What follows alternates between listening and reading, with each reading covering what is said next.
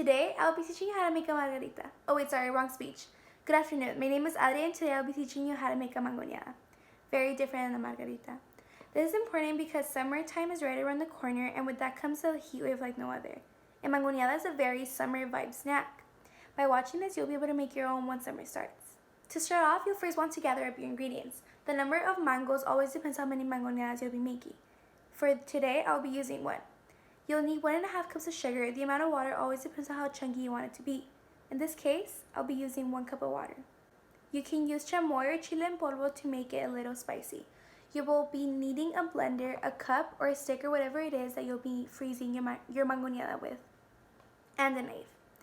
Next, you'll want to peel the mango and leave only the pulp. You have to be careful because you don't want to take a lot of the pulp with you when you're peeling it. Then you'll want to start cutting the mango up into the seed in the middle. You then place the cut up mango in the blender with 1.5 cups of sugar and the cup of water. Once it is done, you blend it enough for it to have mix. Remember, it depends on how chunky you want the finished product to be. Finally, when you're done blending, you grab your chile en polvo and your chamoy and place it at the bottom of the cup. You'll be putting your finished product from the blender. After pouring the mango mix with the sugar and the water with the cup, make sure to put a stick in the middle and put it in the freezer.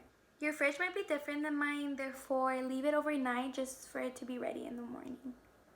After your mangonada is finally frozen, you can eat it plain or you could still put some more chamoy and chile en polvo. Whether it's for you, your family, or a party you're hosting, a mangonada is a perfect snack for everyone.